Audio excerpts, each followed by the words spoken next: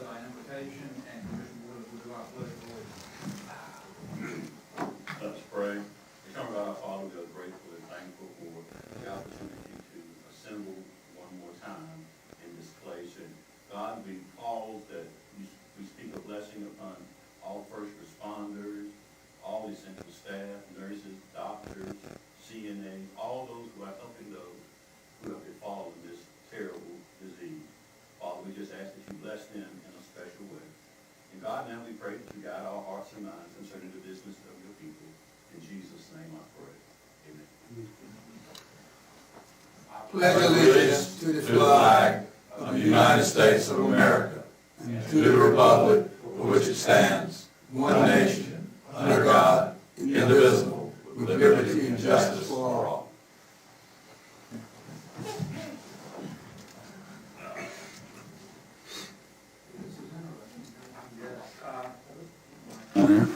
I saw the light when you got the meeting set up.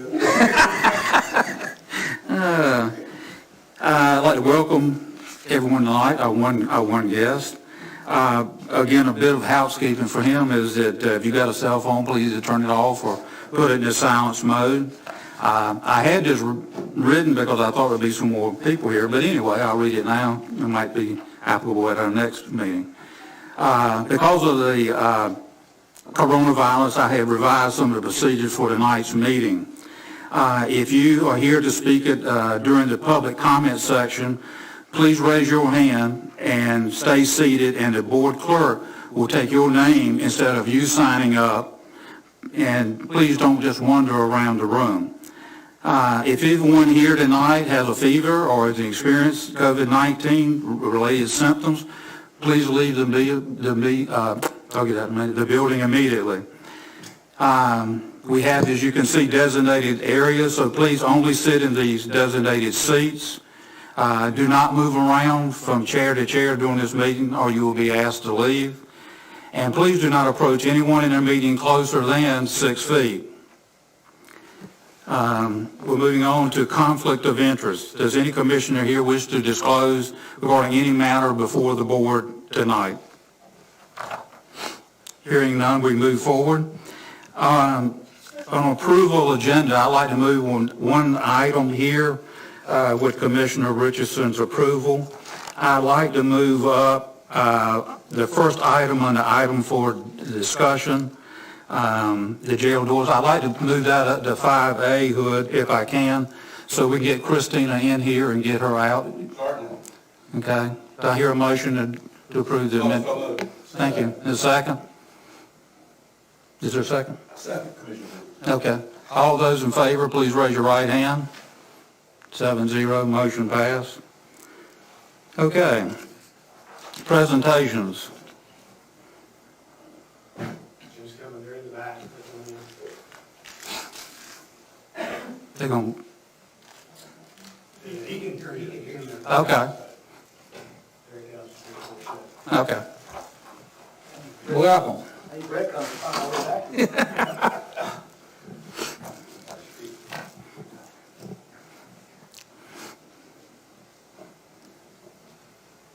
Mr. Madison, Hey. bring us up to speed. Yeah. Thank you. I'll do that, sir.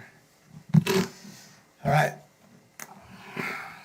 So, I was asked to talk to y'all a little bit about the COVID-19 situation, and so I'm here to talk. I didn't want to assume anybody knows anything, but I don't want to, consult your intelligence. I'm sure everybody knows quite a bit that they've heard about and stuff, so I'll try to be as thorough as I can. But I wanted to start talking about with respiratory viruses in general. It works. Y'all want me to wait for it? Oh, okay. So just thinking in general about respiratory viruses, most everybody thinks about the flu and then colds. So, influenza is the virus that causes the flu, and it changes. There's many different varieties of flu out there. Flu is, generally speaking, more severe than a cold, but not always. And so you see there are 5 common cold viruses that we have in our community at all times. And the number in parentheses is approximately how many of those colds are caused by that type of a virus. And so you can see that coronavirus makes up about 20% of colds on any given year. And but coronavirus has also been responsible for what they call SARS and MERS. I've heard of that in the past. There's serious acute respiratory syndrome and Middle Eastern respiratory syndrome. So coronavirus has been in the news before, and the thing about COVID-19 is that it is a complete change from the normal coronaviruses that we've had, and coronaviruses, for the most part, are animals carry coronavirus. And in this case here, they believe it was a bat that it may have come from, but it mutated so that humans could catch it from the bats, and then it mutated again so that humans can catch it from other humans. And that's where we are at this point, is the coronavirus now is spreading from human to human. The reason that it's called coronavirus is because of the shape. You can see it looks like little crowns all over it, and that's where it gets its name from. So the most common symptoms for COVID-19 would be a fever, a cough, and shortness of breath. However, there are some conditions where it becomes more urgent, and that's because it will cause trouble breathing, pain in the chest, or pressure in the chest. It can cause confusion or inability to be aroused or get up out of enough energy to move around, and it can cause bluish lips and face, and that's when we're talking about a serious condition. And it looks like it could be up to 18% of people that would suffer some higher level of urgent needs. So with all the respiratory viruses, the most common way for it to spread is through respiratory droplets. And you can see here that for sneezing, 40,000 droplets can be put out, coughing 3,000, talking just 600. And each droplet can have up to 100,000 viruses that lives on it.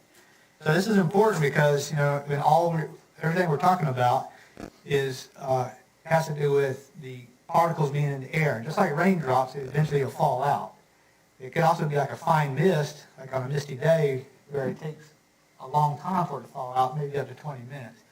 But the bigger droplets drop pretty quickly on the surfaces. And so the biggest way of transmission for this is by being coughed at. So in the face, you're breathing in right after somebody's coughed or sneezed or something like that, and you breathe it, you take it in. Or somebody coughs on a surface, and then you touch it, and then you put it to your eyes, or your mouth, and that's how you get it into your body. Once it gets into your body, then it starts to replicate and produce, and it's in there growing in numbers, and then you finally get enough in there that you start to get sick, and you have the immune response, which includes the coughing and stuff like that. So as far as the COVID-19 timeline goes, it was in December 31st at Wuhan, China, said that they confirmed that there was a syndrome that was occurring in their province. About 7 days later, 8 days later, they identified that as the coronavirus. The United States had its first confirmed case in January 21st, and then the first community-acquired one. So the first one in the United States was a travel one, and the first one February 26th. So it was almost 3 weeks later before it started showing that it was spreading in the United States. February 29th was the first death in the United States, and then March 3rd we had our first case in North Carolina. The state of emergency for North Carolina was declared on March 10th, and then it was declared a pandemic the next day by the World Health Organization. The following day, the health department, Beaufort County declared a state of emergency. This was following one of our epidemiology team meetings. We decided we should move forward with that. March 20th, we saw that North Carolina started having transmission from person to person. And then on the 24th of March, we had our first case here in Beaufort County, and we actually had 2 on that same day. So that's our first case there. And then on March 25th, the first death was in North Carolina. So this is what the map looks like as of, I think it was about 4 o'clock this afternoon for the United States. And so you can see which places in the United States which states have the higher numbers. And these are raw numbers. They're not rates, but they're actually raw numbers. This is a map showing the new cases per day. So this is daily number of positives. And so you can see that the number each day has been going up and up. And we had a slight drop off for today. However, that doesn't mean what tomorrow will look like. So what you want to see is those drop offs start occurring more and more often with new cases each day. And that would be something. So this is for the United States. And I put this up on a slide at 11 o'clock, and then I checked it on my way over here or a little bit earlier today, and we're in the United States, we're at 352,546 cases and 10,389 deaths in the United States, which means approximately 3% or so of people that are tested positive have succumbed to the virus and died.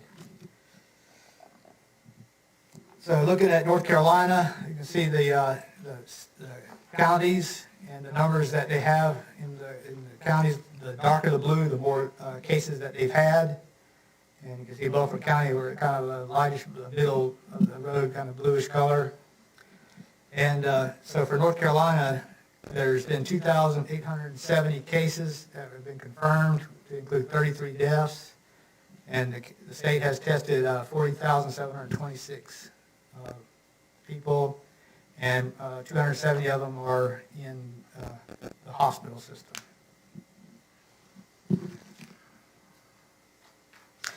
Some reports you find might have slightly higher numbers because the state does a lot of confirmation before they publish theirs. So if some reporting systems will take the county numbers and compile that for North Carolina numbers. So for example, this model right here may not have our last couple of positives in our county because the state wants to verify it and they try to remove duplications and get that confirmation before it actually gets put into their system. So looking at North Carolina numbers, the 2,870 cases that they've identified, you can see the age distribution. So you see a lot of people that are being tested between the ages of 25 and 49 and 50 and 64. And then about 21% of the people that are getting tested are 65 and older. And then as far as the deaths go, there's been 33 deaths in North Carolina, and 82% of those have been in the population that's 65 and older, 12% in the age 50 to 64 bracket, and then 6, which equates to 2 people between the ages of 25 and 49. In Beaufort County, I did this slide, and on my way over here, I got notified of another positive. So actually, Beaufort County now has 10 positives. 3 are hospitalized, 4 are community transmission, and so the other 6 so far have been linked to some other cases somewhere else. Jim, Yes. can I interrupt? Yes. You say 6 are linked to cases from somewhere else. Yes. Do we know if from somewhere else? Now, when I say somewhere else, it might be somebody else that already has it, and so we know it has it, as opposed to community transmission where we don't know where it came from. So, if I don't call it community transmission, then that means I know that they worked with somebody that had it, or they were partnered with somebody that had it, or they traveled to high endemic areas such as New York and Miami, Florida. Now I'm going to ask my second question, which is segueing with what you just said. How many people are Beaufort County residents that are sick or have been sick? Because I know we've got like 5 that have recovered so far. Yeah, I have 5 recovered, right. I'm not, how many do I know are sick? No, that were Beaufort County residents as opposed to just people who are coming in from somewhere else. All 10 of these are Beaufort County residents. They are? Yes. Okay. All 10 of these. Even though 2 of them were tested from other counties, but they are residents. So, When you say hospitalized, are they on ventilators or just not in ICU? some of them are not in ICU. Right, right. but we do have some on ventilators. And so, let's see, where was I? Oh, yes, 5 have now recovered. I got 4 up here. 5 have recovered, and we've done 55 contact traces, which is something I'll talk about in just a minute for you. So what are county level activities that we've been doing? Well, we have, like I said, we opened up the EOC, and we declared an emergency for the county, and since then we've been doing daily operational meetings and trying to see how we can prepare our county for everything that we expect to occur. That's with the hospital, county EMS, emergency management, the health department, Agape, and some other agencies out there that have all been participating in one way or the other to try to help us with the preparedness in this county for the COVID-19. We've tried to do a lot with public information. We've done TV stuff, we've done radio spots, we've done newspaper press releases, and I've done sit-downs with just about anybody that's asked me to sit down and talk to them. I've done things with some of the churches where they wanted, their congregation to hear some of the things that we had to say. So we've been doing Facebook and Twitter stuff in order to try to get the information out there to our population, because we want them to not have rumors going around, because the rumors hurt. So we try to be as honest as we can and be forthcoming with the information that we have. We've done some testing at the health department. We're also monitoring surveillance of the COVID-19 and watching that. Hopefully everybody here is getting the situational reports daily. And that's one of our biggest ways of making sure that we get information out to the leadership as well as anybody else that's on that list. We are doing some projection modeling to try to determine what kind of impact we'll have in the county. We've done a lot of contact tracing and then providing guidance to cities, the county, businesses, and in particular vulnerable groups. Because some of the groups, like nursing homes and those kind of places, we want to make sure that they are extra protected, because their population is the one that would get hit the hardest if it was to come into the county. Sorry for not looking at y'all every once in a while. I feel like I'm a bad speaker. Oh, we see you. That's all right. So I talked about some projections modeling. So this is one of the things that I put together about 3 weeks ago or something like that, and I've been trying to monitor it and tweak it to make it as accurate as I could for us. But I started with the flu from 1718. Y'all may not know this, but that was the hardest year we've had with the flu in the United States in the last 10 years. That was considered a pretty severe flu year. So I wanted to look at the numbers. So in column A, I put together the impact that we had in our county for the 1718 influenza. So you can see the case definition is the hardest one to come by, because it describes what they expect to be the people that had symptoms even though they didn't go to the doctor. So it's hard to estimate. It's kind of based off of some science and stuff like that CDC used. Medical visits are a little bit easier to track, and then of course hospitalizations was easier to track, ICU visits, and then the number of deaths. So we had 9 deaths that year that was attributed to the flu. So with B, what I tried to use was the communicable factor for the disease and how much easier it was to transmit, and the fact that it's a little bit more serious. So I used that to determine the case definitions and medical visits. And then from there, I estimated the hospitalization, ICU visits, and deaths. I realized that this is the course of the whole pandemic. So we're talking about like a 4-month period of time that all these would occur in. And then column C happened to use that communicable disease factor, what they call R0 value. You still have the same number of people with definitions and visits, however, you got more serious reactions to it. And that was based off of a study that was done off of 2,000 people in early March where they followed 2,000 people, and from those numbers, they were able to determine the percent that had to be hospitalized, the percent that had to go into ICU, and the percent that died. So I use those numbers to give me C, and that would be what I would consider what I think would be the high impact in our county.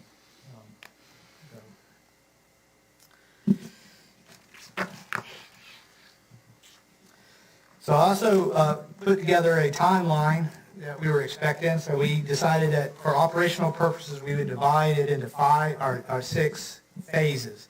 So phase 1 would be when the first case popped up, because I did this before our first case popped up. And then phase 2 would be the acceleration of the disease within our community. 3 would be the peak number and how long it was at its highest level. And then 4 would be when it starts to come back down. And then 5 would be a lull where it's not spreading in our community because of weather. I'm hoping it's because of weather. I don't know if that's going to happen or not. But obviously the more people that get it, then the harder it is to spread and all that stuff. So then phase 6 would be if we ever get the vaccine, then we would have to implement the mass vaccination for the whole county. So that's why we split those into 6 phases. And I tried to estimate how long each phase would be based off of other epidemics, such as the flu epidemic in the past. And so March 24th was our first case. We're in phase 2 right now. And then I expect to hit phase 3 in late April timeframe, where recovery would be in May. So these are my estimates. With my background, I guess, in epidemiology. This is the North Carolina Hospital Resource Estimate for their resources. So this is what they anticipate they'll need as far as resources go, and that purple line across there is the number of beds they have available, and then there's a purple dashed line which kind of represents what they think will be the number of people that are impacted. You can see that that falls below the number of beds that they have available. So this model here anticipates that there will be enough beds for everybody that needs to be hospitalized. However, there's a big uncertainty in there, and we're used to tracking hurricanes, so we know that cone of uncertainty. That cone of uncertainty does rise above the number of beds. So in a worst case scenario, and a lot of times you plan for the worst case scenario. So they are planning as though their beds will not be enough for everybody. So Jim, the dotted line is contingent on people following the guidelines that the governor is asking everyone to follow. Is that correct? These models are based off of the mitigation factors that have been put in place. So it's harder to see the ICU numbers down there, but the model pretty much falls within the line of ICU beds. However, the number of ventilators was hard for me to track down into here. I couldn't find that they said they have enough ventilators or not enough ventilators based off of their model. But it looks pretty close to the right numbers that they'll need. If the worst case scenario doesn't occur. Again, that cone of uncertainty always plays a part. And I would expect them to continue to plan for the worst case scenario. So we talked about the mitigation stuff that's been going on, and we all talk about the social distancing and stuff, and here's a simple reason why. This graph here is from the 1918 flu, when the guidance that came out to prevent the flu in your city was social distancing and not gathering in large masses.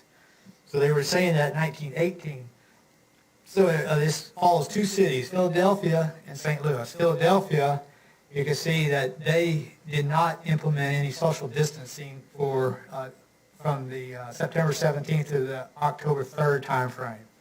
After the first case, it took them a couple of weeks before they decided to implement that. And you can see that the spike went way up for Philadelphia. Compare that to St. Louis, who on their first case, they implemented it a couple of days later, 4 days later. And you can see their epi curve in the chart. So this is why people are saying this is the reason that it's a public health intervention in order to do the social distancing and not gathering in public places.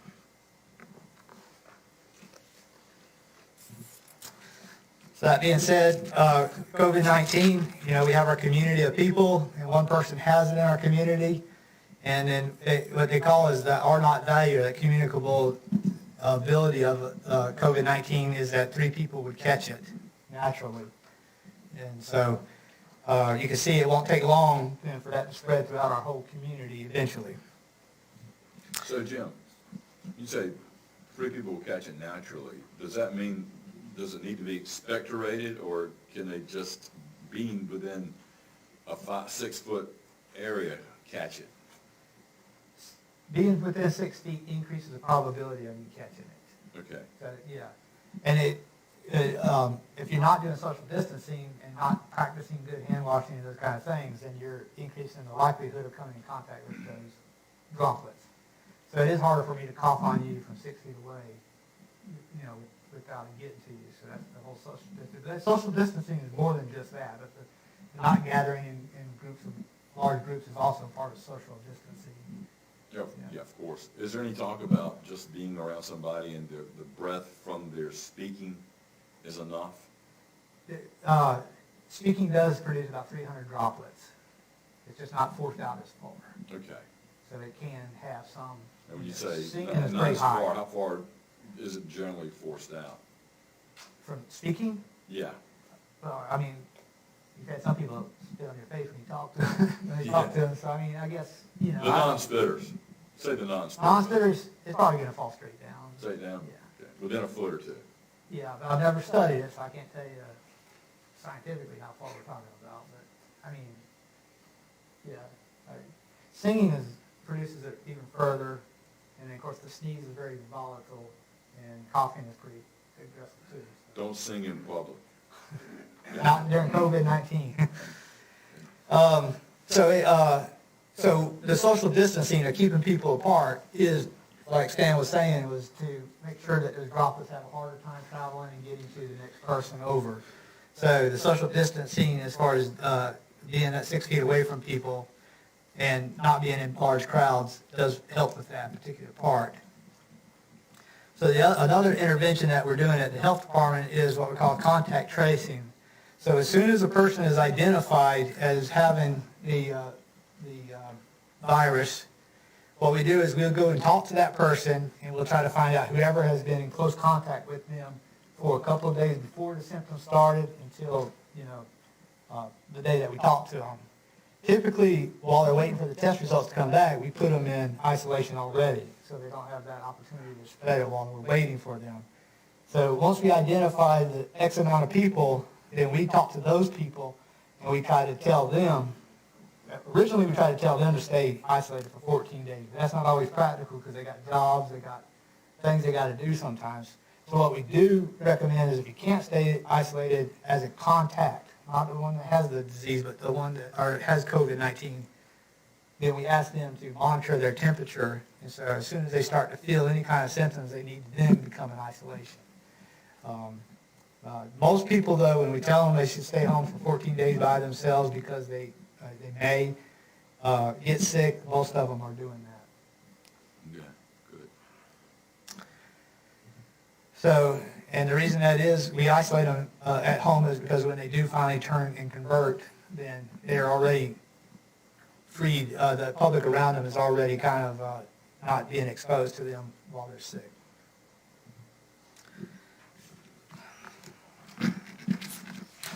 As far as testing goes, we started out in the health department doing testing, what was called community-based testing. And that's when we were going, working with the healthcare providers in the county to try to identify anybody that met this criteria that makes them look like they may be sick. And the reason we did that was to try to say, okay, do we have it in our county? So that was one thing we were trying to do. And then the second thing we were trying to do is determine if it was community transmission that was occurring in our county. So the first, I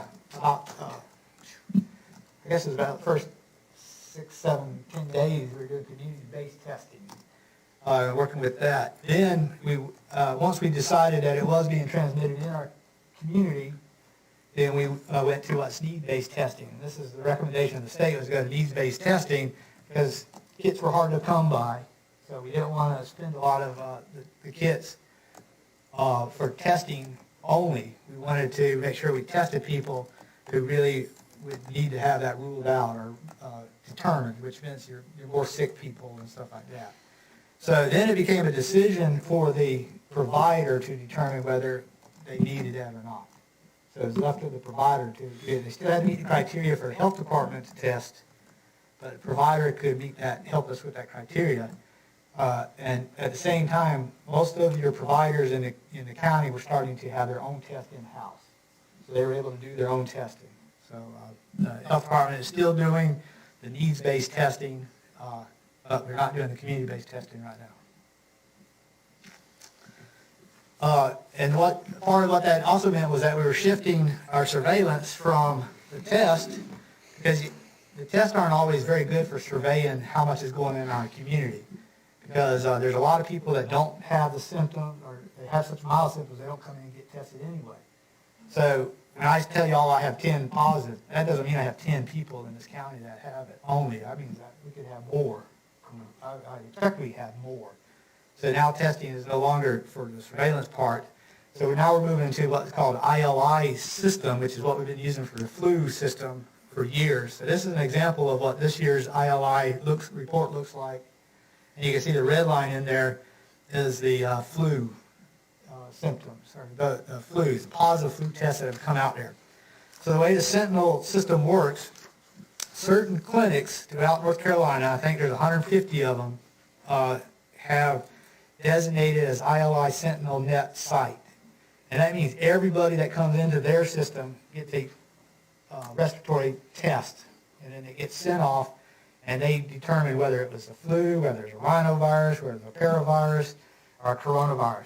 So they'll test every person that goes in there that has the symptoms for that. So that tells us what percentage of the people that come in and get tested have that particular virus in them. And then you go and you look at the number of people that are being seen in the hospital system and the provider system that have influenza-like illness. And since we know the percentage of them from the samples that were done at Sentinel sites, we estimate that as being the number that was done that's in our community at any one time. So that's how we now are, as a health department, are surveying how many people have, whether the trend's going up or whether the trend's going down in our county. Jim, on testing, before we move on, how many test kits has the county had so far? So far, we've done 48 tests. How many kits do we have? We have right now about 8. Eight? Right. 8 left, so we didn't get very many. No. We can only get like 12 at a time, and then they won't give us back any more until we get down to 6 left. We draw those down from the state, Yes, sir. and we buy them ourselves, correct? We could run it through LabCorp and run the test through that system, which would be different from the states. Well, there have been some people who have complained that they couldn't get tests. They had a fever, on, and so what would rule someone out who has a fever and viral symptoms from getting a test? But they would have to have the fever, they would have to have the respiratory illness, and they would have to have ruled out the flu. And then they would have to have the doctor say that it was a medical need. So as long as those 4 criteria are met, they would get a test. Do they have to come to your facility for the test, or do they, Well- or is the test run through their provider? Do they have to come to your facility to have the test done, or do they run it through the provider? Most providers are doing their own right now, but there are some providers that are not able to do it, and so they would contact us and say they meet those 4 criteria, and then we would be able to do it for them. And they come to your facility? We would make arrangements to either go to their house and do it, because we've done a lot at other people's, their houses, or they'll come to the health department and do it. Where are the providers getting their tests from? They're commercial business. Like LabCorp? LabCorp is a big one, and Quest is the other one. And they are available through them?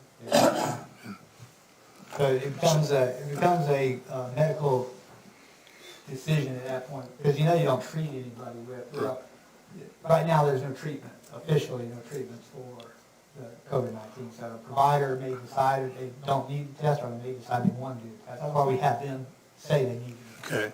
And do we know what % of the providers have tests or don't have them? I know 2 that don't. So, I mean, everybody else I think has one. Is there any rationing if you wanted to buy test kits? Is there any rationing, and how much do they cost? Well, I don't know the answer to that specifically. I don't know that you could buy the kit and do it yourself. I mean, I don't know the answer. Well, I mean, could you buy more kits if you wanted to? Could I buy more kits? Yeah. I could purchase some from LabCorp. I could. Yes. But I don't have a provider that would make it, give me that third, well, the answer is I could buy more LabCorp kits if I needed to. Jim, what's your turn? You said when you get down to 6, you can request other kits from the state. Is that correct? That's correct. What's the turnaround time? For getting the positives or negatives? No. If you down to 6 today and you request A some, couple of days. a couple of days, so that 6 would probably last you until the next supply. We're doing between 2 and 5 a day. Can I ask a question since we're talking about testing? Yes, sir. Which I think is tip of the spear on seeking a remedy here with the coronavirus.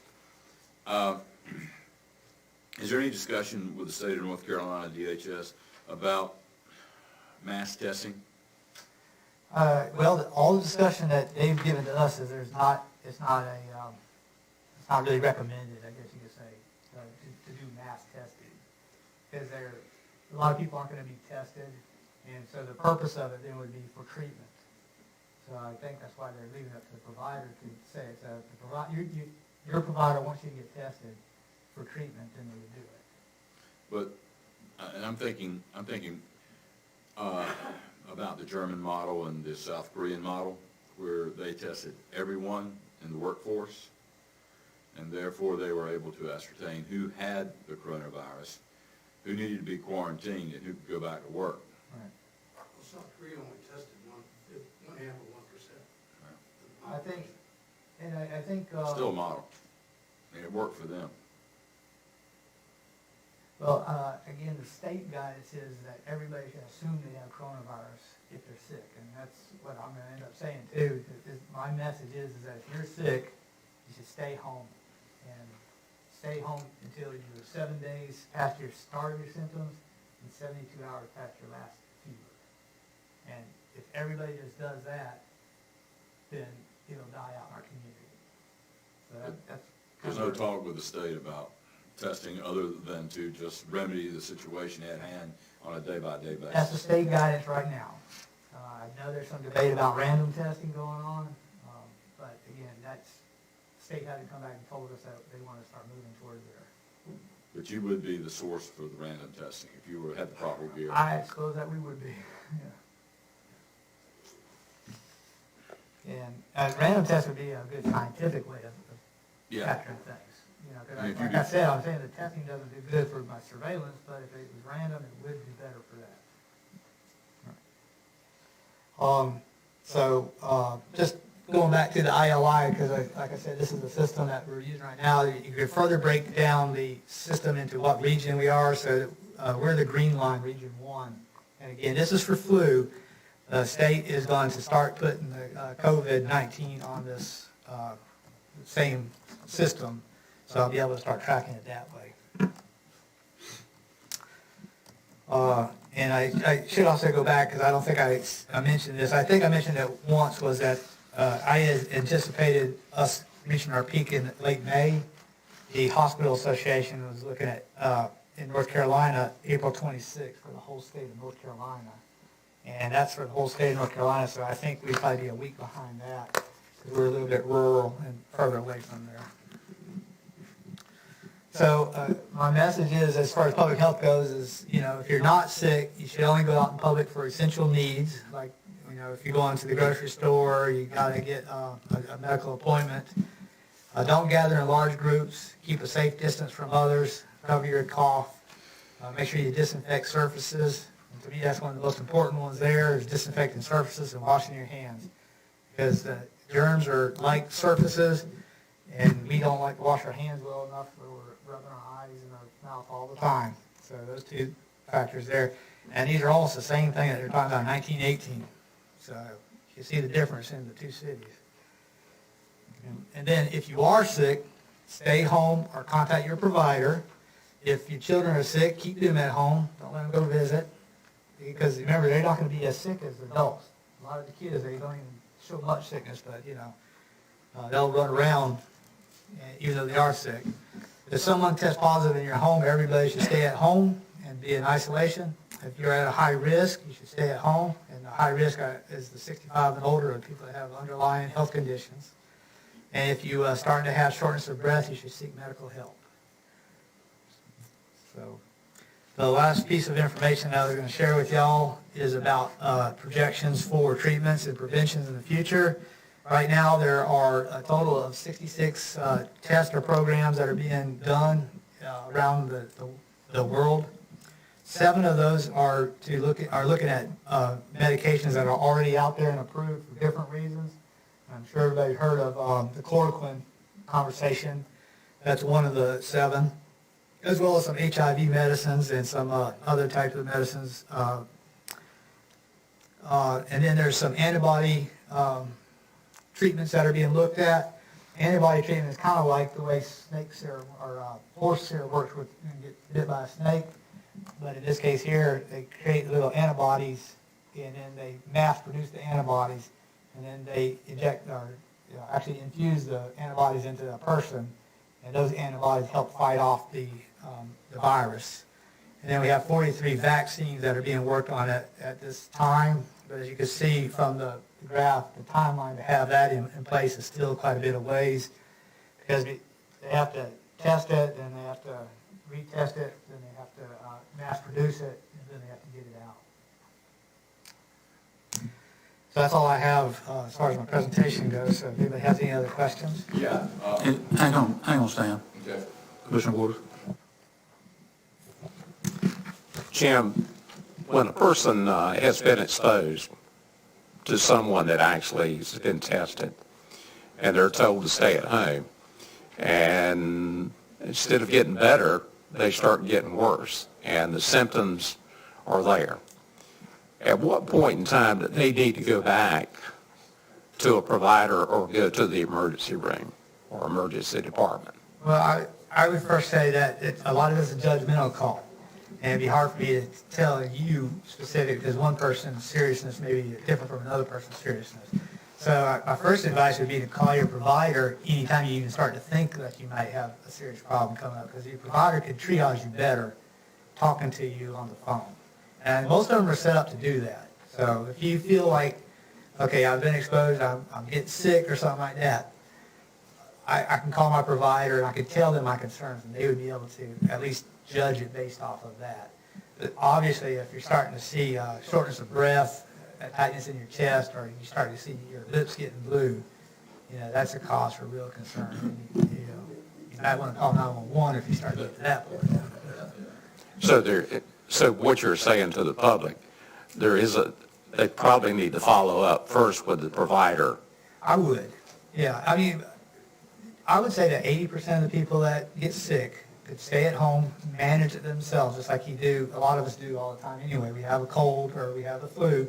We stay at home, we take, something for the fever, we take something for the aches and the pains and the cough. That's okay.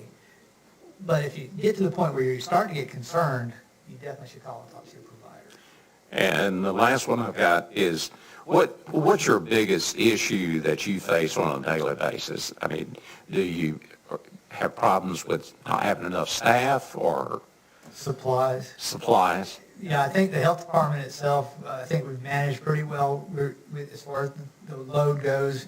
I've got some extra nurses that I use on the telephones to call and talk to people and help with this contact tracing that we're talking about. And of course, you can imagine people calling all the time and asking questions. So I have all that covered. But as a county, our biggest concern is with the supplies. And we feel like we're we're in a good place right now, but we're not where we want to be, because we'd like to have a more robust supply for like the nursing homes and for some of those other locations and those providers that don't normally, have to use that kind of protection. And a good example is just like the mental health crisis line. Those providers that go out to somebody during a mental health crisis, they're being yelled at and screamed at, stuff like that, but they've never worn protection in the past, so they need to have some. So we have identified groups like that, and we're trying to give them as much as we can. More supplies that can be donated, especially when you talk about masks and gloves, would be beneficial to us. Thank you. Stan? Yeah, back to the chloroquine. You're saying that it is accessible in this area. However, does it need to be prescribed or by a physician, or do you have to go to a hospital to get it? Well, I don't know specifically if a hospital versus a provider. I think a provider could order it. Oh, because a hospital, of course, that's a log jam. And if you've got a personal physician who can get it for you or get you a prescription. I hear there's 26 million dosages now in America. I don't know how far we go, but. I haven't kept up with the supply of chloroquine. I know that it's being tested, and there's been some studies, and of course it's very controversial. Of course. But I think it's being looked at. It's being looked at seriously as far as its treatment for coronavirus. Yeah. But I think it's not medication. It's not FDA approved for it. No. However, a provider can do what they call an off-label prescription if they want to. But that means the provider is making that recommendation not based off of FDA approval, but they are allowed to do that. Well, I hear there's 26 million off-label dosages in America right now. Yeah. And FDA notwithstanding, it's here. And it's supposed to relieve some symptoms for some people. That's what I'm hearing. I have heard some good studies. Yeah. But again, I don't know about the test design and those kind of things. Gotta get it early too. Gotta take it early. Anyone else? I think y'all have done a good job keeping our citizens informed and asking them what to do. But I have had some questions, and you said at this point that today look like it's kind of declining a little bit, but you won't know until it past 72 hours. You said 72 hours after, you may have another one today, and one the next day, but after you stop having for 72 hours of people being calling your office that have been positive, is that the show of the decline in the symptoms? Are you talking about the community or the individual person? The community. Okay, I'm not using positive tests to judge my community, because it's very possible that we won't get a positive test for 3 days or something like that, so I would not go off of that. Just because of randomization of it, stuff like that, I'm sure there's a lot of people out, and I say a lot, I hate to use the word a lot because it doesn't mean much, because everybody starts thinking millions, but I'm sure there's a few people in our community that have COVID-19 that have not been retested. I got you. And so they're out there, and hopefully they're staying in self-isolation themselves, because if they're sick, they don't want to come in and get tested, for whatever reason, and that's fine. But I won't know that they're there. I got you. Yeah. Thank you. Thank you, Jim. That's it? Yep. Anita? Oh, Look. you set a good example, y'all. Jim, on your way over this direction, you want to bring that over here? He ain't touch nothing but his stuff. I'm afraid of myself. I was going to hurt that. Oh. Why? Bring it over here and call it, take it to your wife. I have to do it for my wife. Wait. I'm serious, I'm gonna go get some. Anybody want a little bit? Stan, do you worry about whether the sun's going to come up tomorrow morning or not? My wife watches this on TV. I'm messed up if I don't do this. We understand.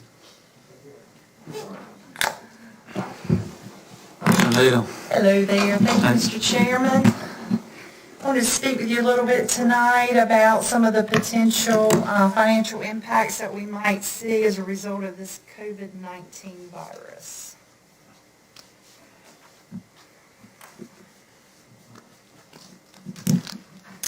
So I'm going to go ahead and tell you right off the bat that the numbers in my presentation are a complete guess. It's pretty much a wild estimate at this point. Things are so fluid. They keep changing daily, and we will definitely get better numbers as we move forward closer to the end of the fiscal year. First thing I want to start with is property tax revenue and the impact of all this on our property tax collections for the current fiscal year. I expect very minimal to no impact on our property tax collections, and the reason for that is because we've essentially collected all that revenue already, fortunately. You can see that for 2019, we had budgeted to collect $33,101,000 for the 2019 levy. As of today, we have collected $33,014,000 of that. So that only leaves us with a little over $86,000 to collect between now and June 30th in order to hit our budget number. And I do believe that we'll collect that and get to that budget number where we need to be. I do feel like that motor vehicle collections will be down slightly simply because those offices, as you know, are closed at the time. And quite frankly, you know, there are just some folks that aren't comfortable with going online and paying for things like that with a credit card, or either they don't have access to internet to do that. So I do think we'll see a slight decrease in our motor vehicle collections. But again, we've been so conservative in our budgetary estimates on our revenues going in last year that I feel like we're going to hit those numbers that we need to hit. Now, sales tax is a totally different story. Sales tax is where I do believe we'll see the largest impact on our budget. And before we look at sales tax and delve into those numbers, I want to explain a little bit about the timing of sales tax. So there is a 3-month lag in sales tax. And if you look at this flow chart that I have here, I've kind of set out an example here that shows you what I mean by that. So as customers are out in retail businesses and even online purchasing during the month of March, you know, those sales are occurring. Those retailers there collecting that sales tax. Well, it's not until April the 20th of the following month that those businesses actually have to send in their tax reports and remit that sales tax to the state of North Carolina. And then the state of North Carolina takes about 40 days. The last 10 days from April the 20th through April the 30th, plus the entire month of May, to calculate the distributions that are owed back to the municipalities and the counties. And so it's not until June 15th that we would actually see in our bank account our sales tax distribution for those March sales that occurred 3 months previously. Now, we do have the benefit of knowing the numbers on June 1st, but don't actually get the funds until June 15th. So having said all that, before COVID-19, our sales tax were trending very nicely. They were up 4.4% or $414,000.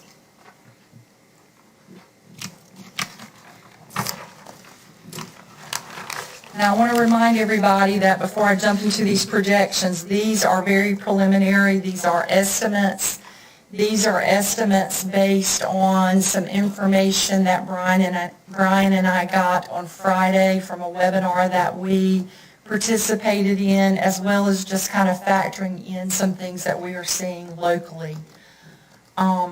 So what I am projecting is a $619,000 shortfall in our sales tax revenue. So ultimately, we're looking at $1 million swing because we were trending $400,000 to the good, and now I'm anticipating that will be $619,000 short. And just to kind of run through how I came up with that number, so remember the 3-month lag in the sales tax. So the February sales that we get the money in May should be good, right? Because this event really didn't start until March. So I'm anticipating we'll be good for that distribution at $705,000.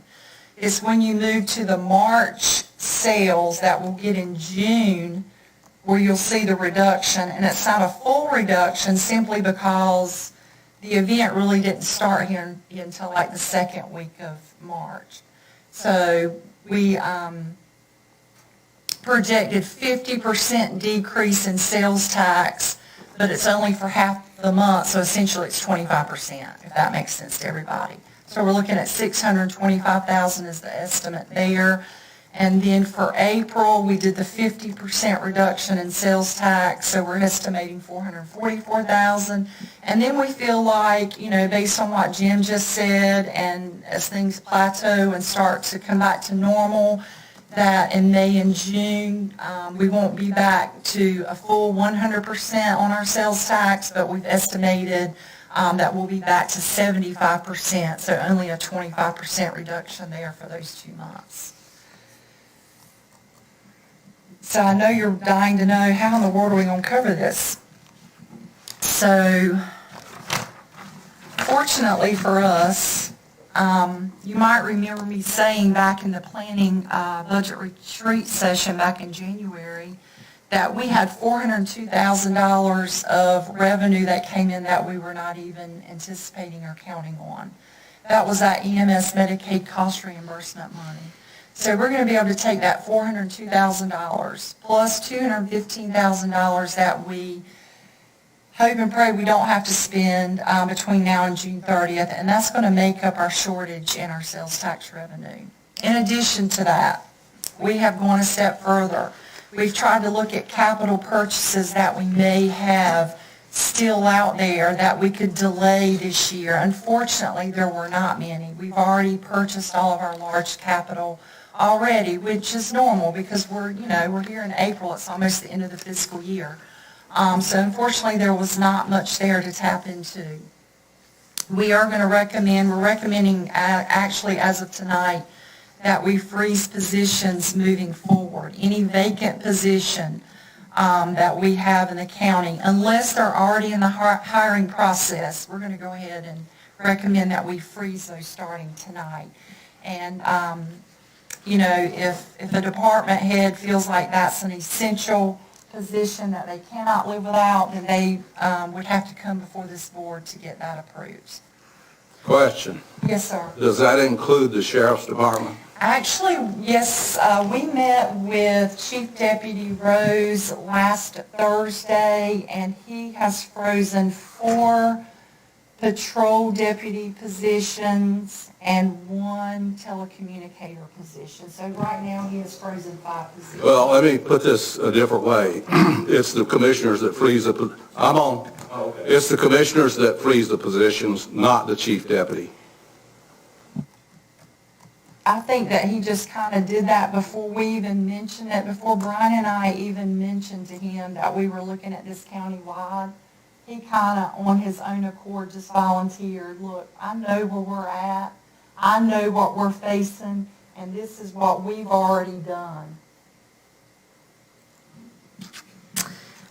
In addition, we are also going to be recommending that the pay plan implementation be put on hold for now. I mean, this is barring that, things don't do a complete 180 and, the economy's busting at the seams again at June and we can do it. I mean, that would be awesome, but right now we're thinking we probably need to put that on hold until we can demonstrate that our revenues have stabilized.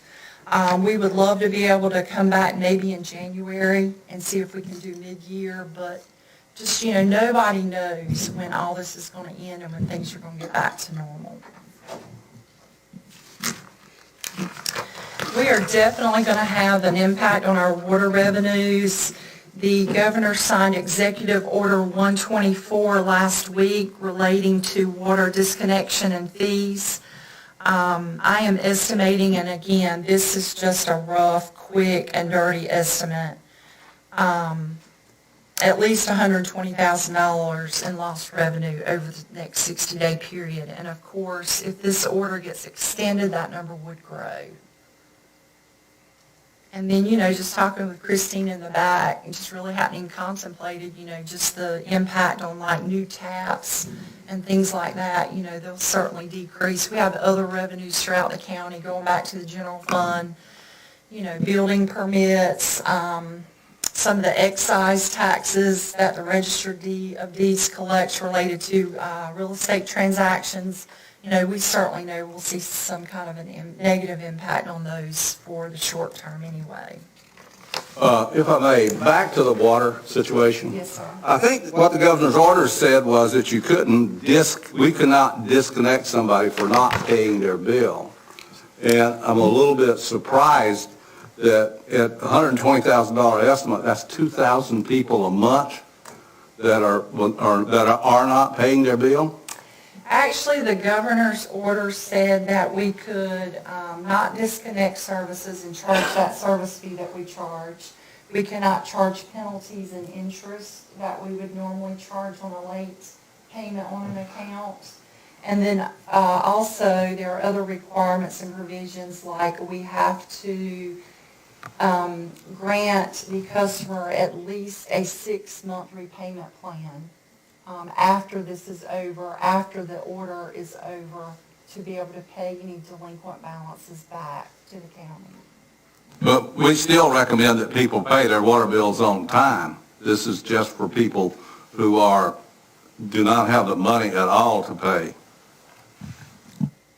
I'm not recommending that no one pays a bill, that's for sure. We do have a requirement that we have to send out notification of the order and the provisions of the order. And we'll be doing that by robocall probably next week. Okay, any other questions? What is our sales tax? When you say, That's Walmart. And that's the reason I was asking, you got a $600,000. And I know we're gonna lose some. And I don't argue with you because you're not a roll the dice. But when you go by Food Line, Piggly Wiggly, Walmart, Lowe's, they are busting at the same. And that's the reason I'm not questioning your numbers. right, But every shelf is empty. right. I mean, and some of the guys that I've talked with, especially grocery stores, are having 3 trucks a week coming in and they can't get them in fast enough.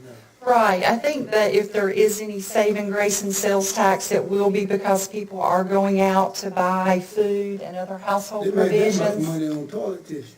Yeah, right, and then also the online sales, hopefully they'll hold. But honestly, Commissioner, just driving around, it's really surreal because you see businesses like Belk is closed, Burke's is closed, all those types of clothing and shoes and retail stores. I understand that.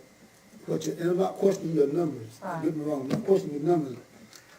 And I can understand that the restaurants and stuff is closed. Right. Well, God knows the liquor stores is busted at the same. So I can't, that's the reason I question this almost $1 million shortfall in revenue. Right, well, the liquor stores and also the lottery funds, that's different. And I do probably expect those revenues to go up just a bit. It's going up. But but- Lowe's is, you can't hardly find a parking place out there. Food Line the same way, both of them. And, I've been to 2 or 3 of them all over. Even Chalkawinity Food Line have had some vacant shelves.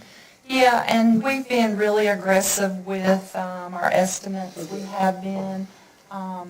Nobody's going to get upset with me if they come in better than what I estimated. I'm only going to get in trouble I was if just they come trying in to play the lower. devil's advocate here. I'm not going to argue with you with your numbers, but if you come in wrong, I'm going to tell you that. They're going to change next week because they're changing every day, so they'll change next week. So I'm going to tell you, I told you. Commissioner Rebels? Commissioner Waters? I would assume that the North Carolina Department of Revenue at some point in time in this process will have some indication of what we're tracking statewide. Right. Will they not share that with local government? I've been told that we may have something in May from the state about sales tax. That gives you some guidance, because what Ed is saying is true. But we collect sales tax on large items, capital items, and that's where we might be taking a hit, because people are just reluctant to go out and buy a new car or a new truck. But, when you go by a grocery store or some of the other places that Ed's already mentioned, they're spending money. And also I'm seeing quite a bit of activity from people that are buying take-home meals from restaurants. So the scary part is the people that lose their jobs and they're sitting waiting for their unemployment check to come in. Yeah, obviously when unemployment goes up, sales go down. Right. So that's another factor. But because we were already at full employment, if if things pick up, hopefully it won't be a long period before we'll be back up, I hope not. running again.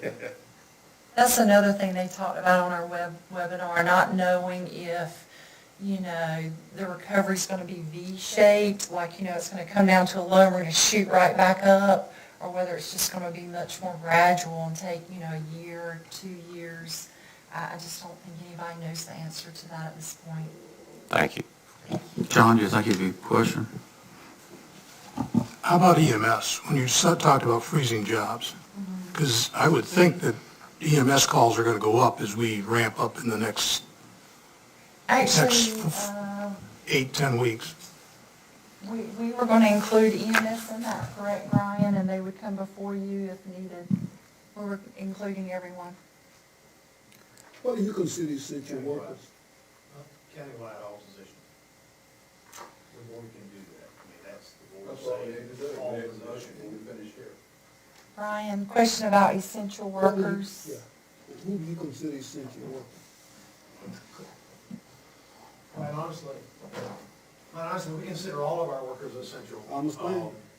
And so we don't look at that and say they're not essential. And what we're asking you to do is just a broad brush, freeze all positions countywide. If there are positions that need to be filled in emergency services, law enforcement, those things, public safety piece, we would bring back to you. We feel like with the schools being out, you've got some SRO officers that can be redeployed, so they would have some time to be able to deal with the issue before it came back to you. Same thing with EMS. What we're anticipating is that there may be a 2-week lag before we could get back to you. EMS actually has some folks, when they do a hiring process, they put people in order for the next hire, and so they would be able to come fairly quickly to you on that. Well, you asked me a question. The reason I asked you, because when I was working in the line of government, was everybody wasn't essential workers. I mean, such as EMS and people like that, they didn't freeze those. That's the reason I asked. Commissioner Bridges? Well, we've done this before, and usually we meet once a month. Usually by the time a position is vacant and someone is recruited for it, you're ready for your next commissioners meeting. So there's not a lot of lost slack in it. Thank you, Anita. We're down to items for consent. Motion to approve. Just a second. Second. All those in favor, raise your right hand. All those opposed, 5-2, motion passes. Okay, we're down to items for decision. Bobby Parker.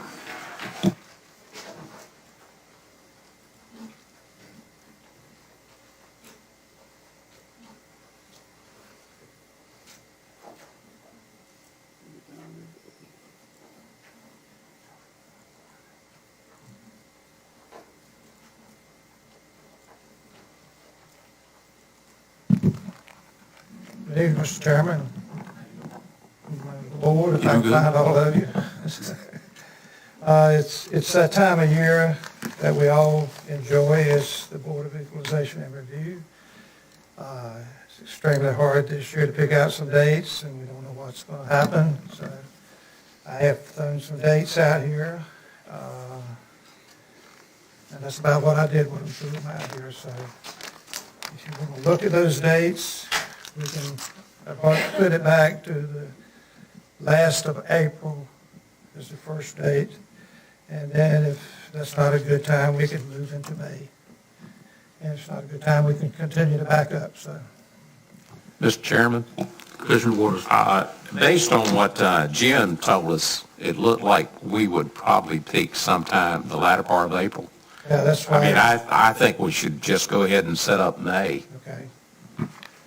the dates you have in May, which in the book has got the 23rd, that's really the 12th, the 11th, the 12th, and the 14th. And we can back it up till into June if we have to. We don't want to do that, or we could even go further, but I think we need to get through before June. How many days you think? Right now, we have 39 appeals, and I haven't looked at them in it to see if there's errors on any of them. So I would say, I don't believe we'll have more than 30. It's about 2.5 nights, 3 nights. I'll make a motion that we set the dates May the 11th, the 12th, and the 14th. Second. Discussion? Who's going anywhere? The 11th, the 12th, and the 14th. Tuesday's the 12th. Right, it's just a typo. All those in favor, please raise your right hand. All opposed, 7-0, motion passed. Thank you, Bobby. Any other questions? Are we going to have fried chicken? If the chickens don't get too big, wait.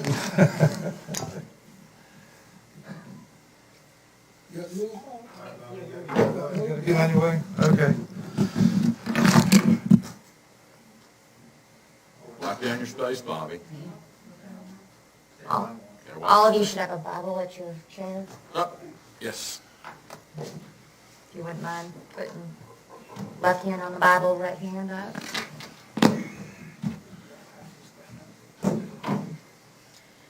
Do you so solemnly and sincerely swear or affirm that you will support the Constitution and laws of the United States and the Constitution and laws of North Carolina, not inconsistent therewith, and that you faithfully will discharge the duties of your office as a member of the Board of Equalization and Review of Beaufort County, North Carolina, and that you will not allow your actions as a member of said board to be influenced by personal or political friendships or obligations, so help you God?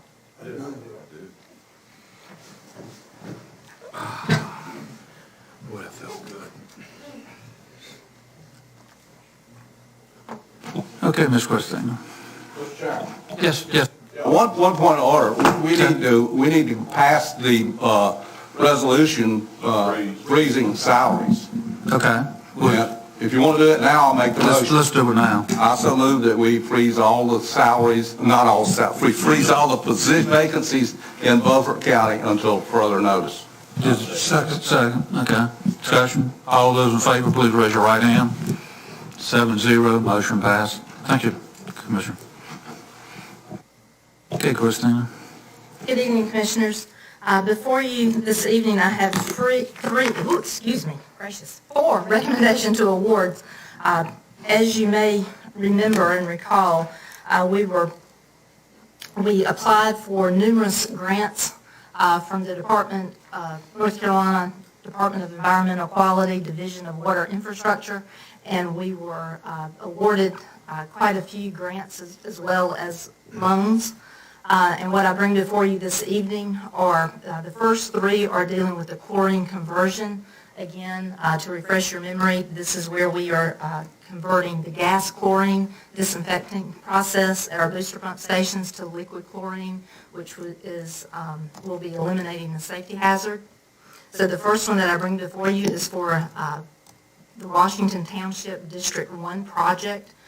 We were awarded a grant and loan package that totaled $414,470. Bids for construction were advertised twice, and 3 bids were received on March 26, 2020. The low bidder is Eberhardt Construction of Willow Springs, North Carolina. The project fund balance ordinance was approved on October 2nd, 2017, and the low bid is within the budgeted funds. Therefore, my recommendation is to approve the resolution awarding construction to Eberhardt Construction for the bid amount of $160,000.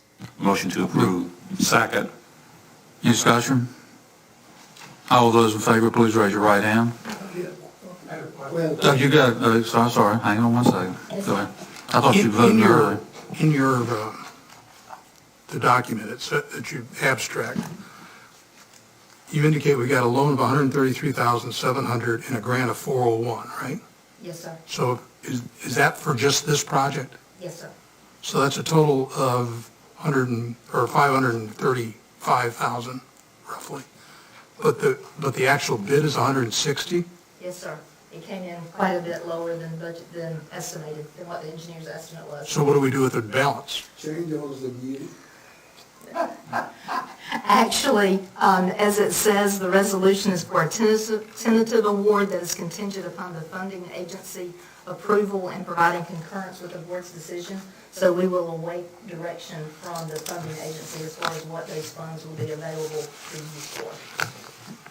Well, one thing that happens when these bids come in so far off, did you think about, did somebody forget something? That was the thought process, but actually when you look at the bid tab, they were all three within line. We had one, the low bidder was $160,000, the second bidder was $166,000, and the third was $170,000. What does the engineer say about all of this? He said that he was very unsure as far as what the cost would actually come in, and that he made sure that his budget would cover that. When you get to my fourth agenda item, you will find that we had the opposite problem. The chlorine, I'm being honest, this is what McDavid said, but it's a chlorine conversion project, so he did not have other bids, he didn't have unit prices that he was able to compare that to, so he really didn't have any history to use with that. Thank you, Shannon. Thank you. You ain't off the hook yet.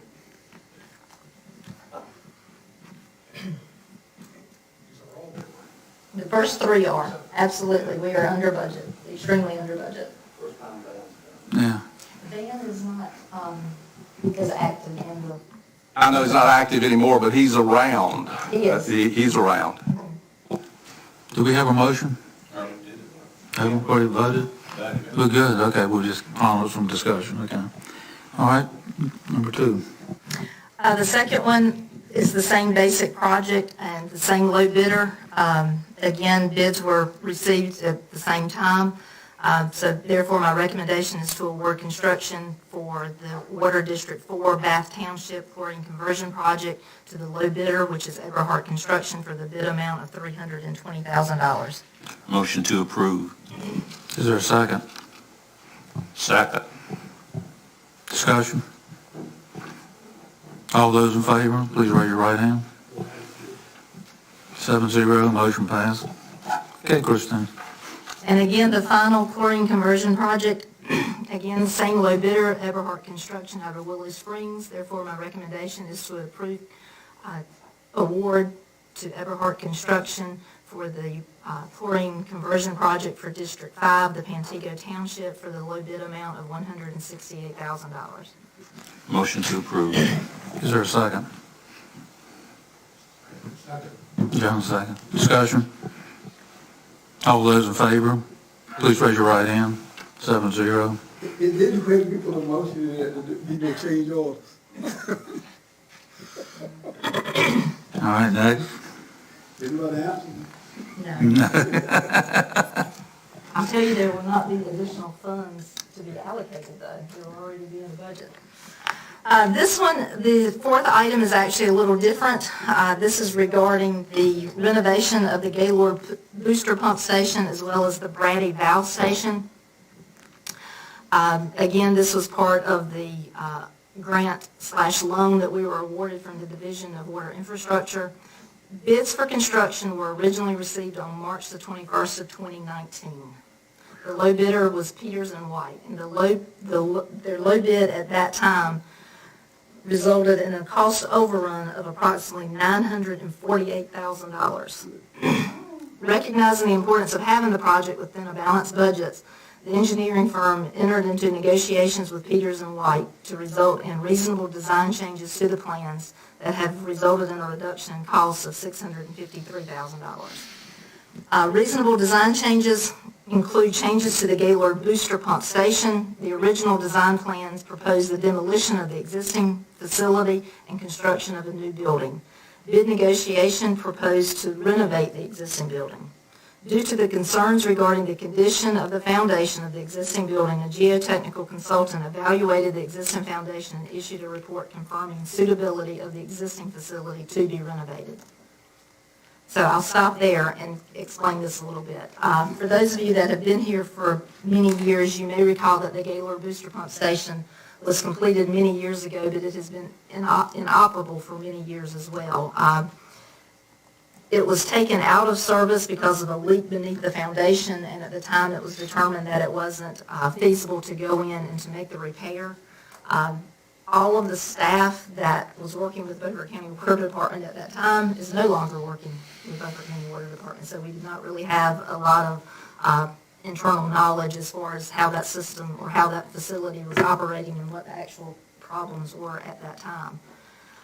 Working with McDavid, they looked at the structure, and based upon information and basically word of mouth that they had about that building, McDavid did not design that particular structure in that project. At that time, they felt it was just best to demo the building. The building is very small. It's one of the existing sites, and again, for safety concerns, that was also one of the reasons why the building was going to be demolished totally and start over. But again, when the construction bids came in, the funds were exceeded. We did not have the money to do it. So we went back to see what could we do in order to make it work, because we do need the operation of the booster pump station, because it allows us to push water.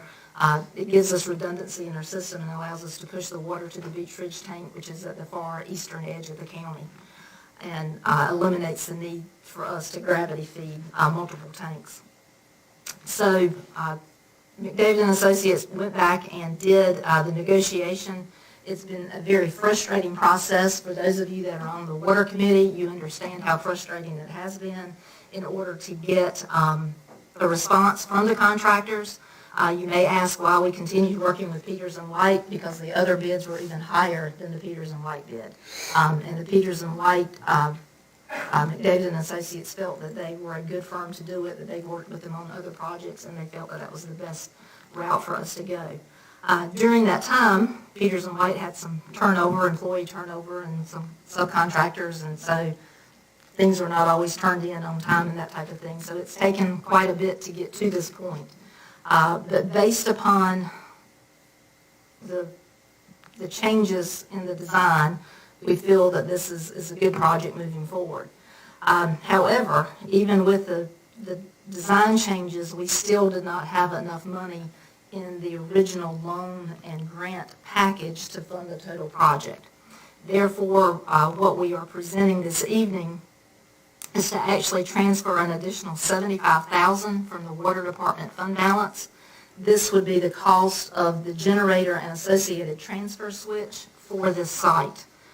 During the Water Department meetings, we've had this discussion, and that $75,000 actually would come out of the Water Department fund balance. But as a reminder, the Southside generator project, which was the first generator project we completed, came in greatly under budget, and we actually transferred, we had $128,814 remaining from that project that we transferred back into the Water Department fund balance. So in my mind, that $75,000 would be of $128,000 that had previously been allocated for generator installation.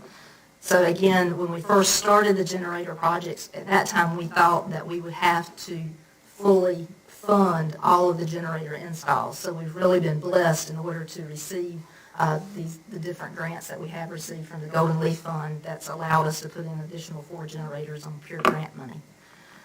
So again, the staff recommendation is to approve the award to Peters and White Construction Company for a bid negotiation amount of $1,659,500, and also the associated budget amendment, which would move $75,000 from water fund balance to the project fund. Motion to approve. Is there a second? Second the motion. Discussion. John? Yes, sir. Here again, we've got the loan and the grant total $1.93 million. We got a bid for $1.65.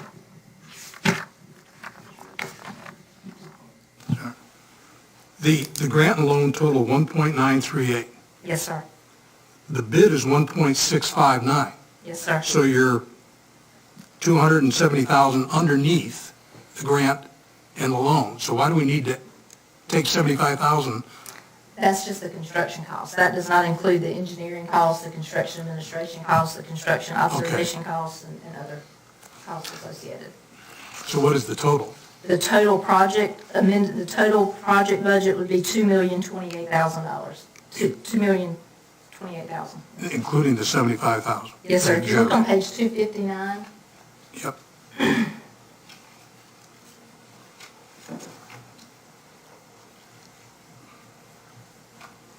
Okay.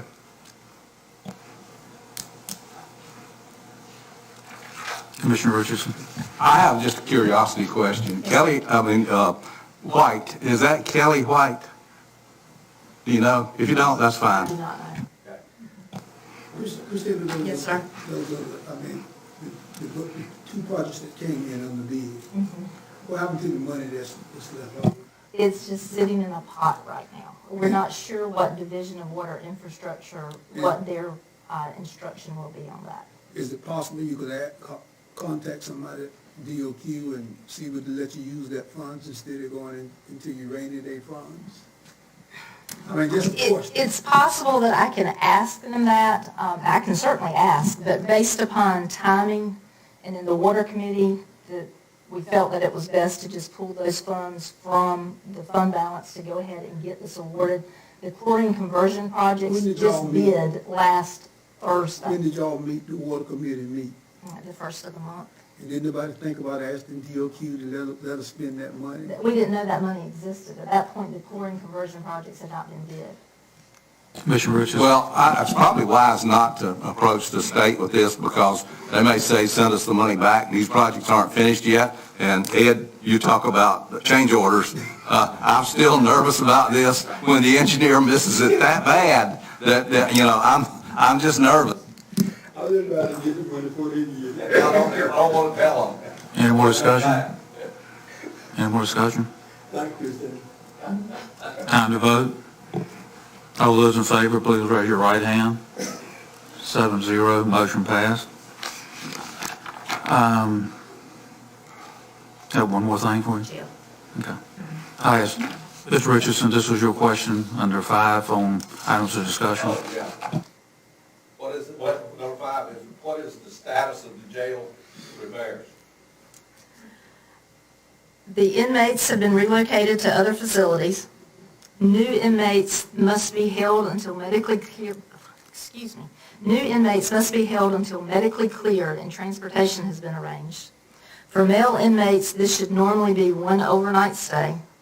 However, at this time, alternative housing has not been obtained for new female inmates.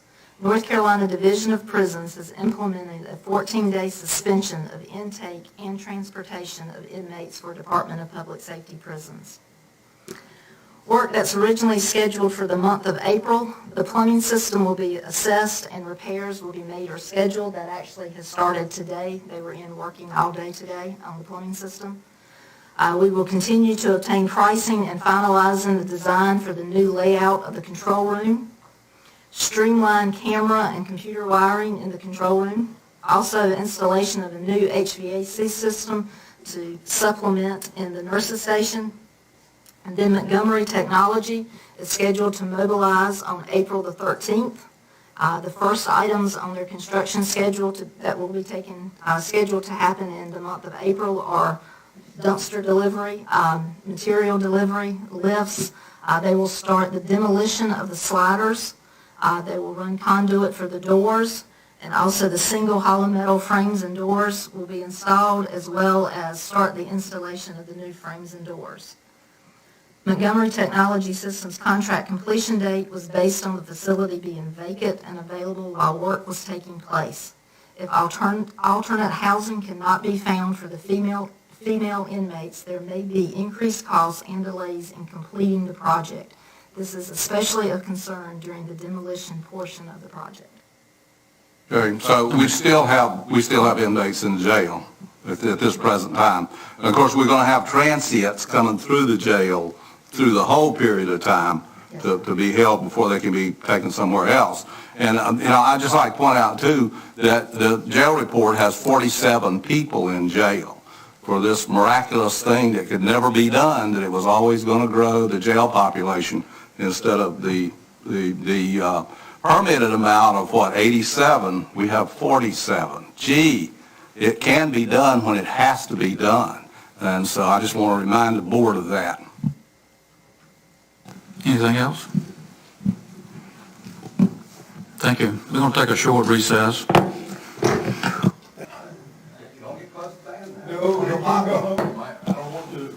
We're back. I will. We're back in session. Commissioner Deathridge, response to the governors and general, yes, you.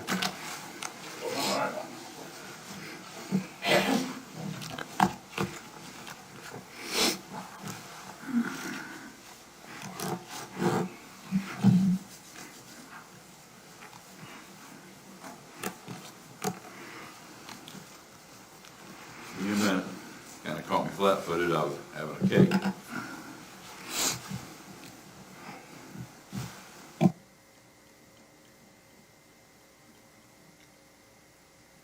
Now, which one do you want me to do now?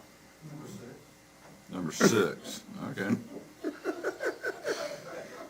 I'm fine, I'll do number 6. No, let's do number 6. All right. We can argue as to how the response to the coronavirus was handled in North Carolina. Some people say it was handled heavy-handed and was extra constitutional.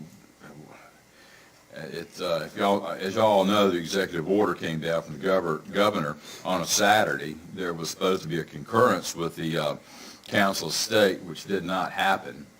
And it was said if it did happen, there were enough votes to override the governor, but it happened anyway, so they shut the schools. Then 2 weeks later, they shut the businesses. Now, I'm not going to argue whether that was right or wrong.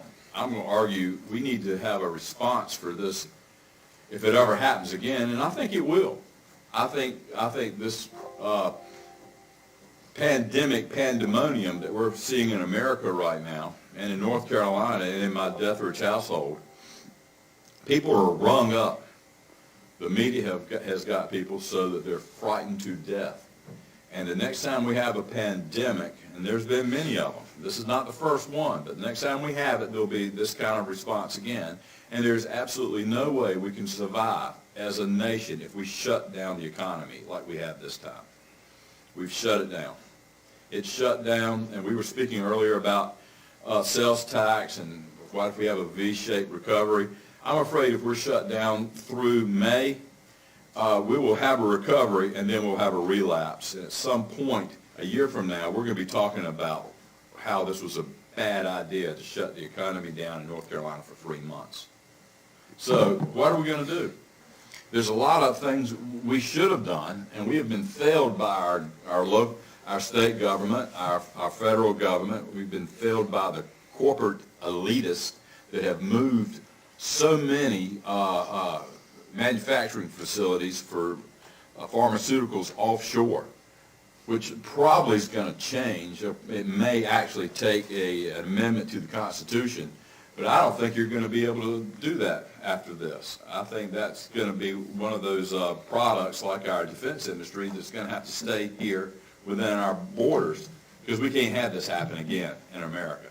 It has frightened people to no end, to know that there won't be enough drugs for everyone. That's just one of the problems. But think about it, guys. What are we going to do? Now, all government begins at the local level. And you've heard it said, all government is local. All politics is local. Make your motion. Now, please don't interrupt. Let me just talk for a few minutes, okay? No, I wouldn't vote with you, but I'm going to change my mind. Man. Well, I'll rush then. But my feeling is we need to enact, as local board, a resolution written by this board, not by Stan, but by this board, sent to our governor, sent to our General Assembly, who is just as responsible for what the governor has done as the governor is. Because if the law that gave the governor the right to do what he did is there's only one other group that can keep him in check, and that's the General Assembly. And their acquiescence means they're in full approval with what's going on. And we don't know if what's going on has not been beneficial. It probably has been. But the problem is you can't shut down the economy of North Carolina for 3 months. You can't do it. If we ever do it again, we'll be in a depression and we won't get out of it. Not for 10 years. We will have the Great Depression all over again. So something needs to be done. Number one, I think if we have another pandemic, we need to have our facilities here closer. We need to be ready to go with testing. Testing would have solved this problem. We could have, if we had enough, if we could move quick enough and get the tests quick enough and test folks, find out who's got the virus, quarantine them, and everybody else go back to work, and then retest everyone again, say within 60 days. That would solve the problem. Maybe we're shut down for 3 weeks, 4 weeks. But if you do not have the infrastructure to create the products necessary, what do? So I'm going to ask, without objection, that this board put together a committee and to move quickly and form a resolution, and we do it by email, and then we send it around to the commissioners. And if we can do this by open meeting law, that'd be great. If we can't, let me know now, and see if all the commissioners agree with what we say. Quite possibly, the commissioners can add and delete and decide what we do, and eventually we have some concurrence and agreement. And then we send this resolution to other counties, we send this resolution to the governor, we send this resolution to our federal folks, and we send it to the General Assembly. And let them know we're serious.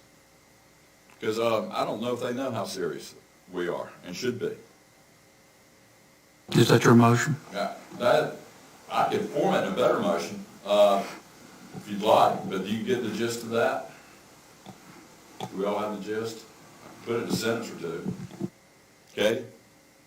Are you okay with that, or you'll be put in a sentence or two? I believe that you may go up against the open meeting laws by doing it by email. You could do it, obviously, recently with a Zoom or a video chat or something along those lines. We probably need to get that going anyway in Beaufort County.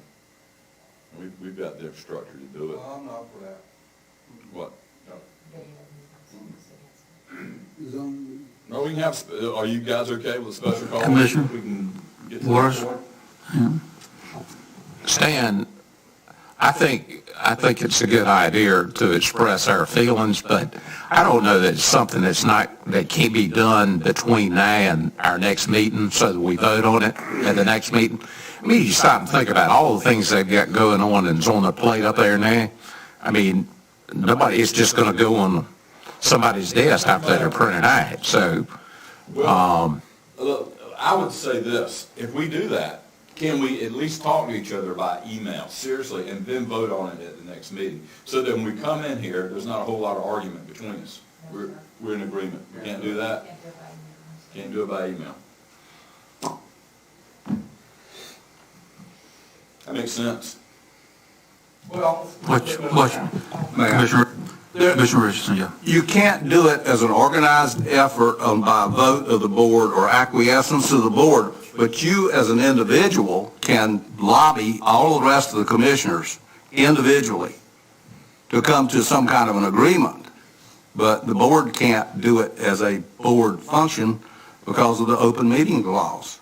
But everybody can lobby all they want to for whatever. I don't mind writing something, but it can't be from me. It has to come from the board in the final draft. I mean, I'll write a few things, and then if somebody else wants to write something, but we don't have to talk to each other. We just throw it out there. You can do that, and that'll work, but you can't do it Can you as do that? a sanction. No, wait a minute. You're violating the open meetings law when you say, can we do that? You just say, yes, I will work on something. That doesn't violate the open meetings law. Well, I'll take all that back. Can I do that? God. I'm ready to vote now. All right. Yes. Well, and for what Stan's talking about, I'm very sympathetic to what he's talking about. I think government has been unusually heavy-handed in this. They've grabbed a lot of power, and the simple truth of the matter, even though this is a terrible thing, I'm certainly in the age group that gets knocked off with this. So when I say this, you're going to have to keep that in mind. There's no evidence in North Carolina to justify what's been done so far. Historically, throughout history, go back as far as you want to go, these kinds of issues like scarlet fever, a whole bunch of other fevers have been handled by quarantine. Whole towns have been quarantined. When it was in the town, nobody could come in, nobody could go out until the thing had abated itself. There's no reason that this couldn't have been handled in an intelligent way that way. I'm concerned that it's a huge move in individuals grabbing power and setting a precedent, violating the constitutional rights of the people. For instance, the thing that the governor put in there about you don't have to pay your water bill and nobody has to pay those fees and things. Where's the law that says he can do that? I don't think it exists. It's a power grab. And it's been a power grab by some other people. There's ample evidence out there, and I'm going to pass this around in my flu-infected hands. Take a look at the red, put this in the minutes for the meeting. Look at the red line. I'm on the Board of Health. This is something that we see every health meeting. You're in to see the manager gets one, and the attorney if you have enough.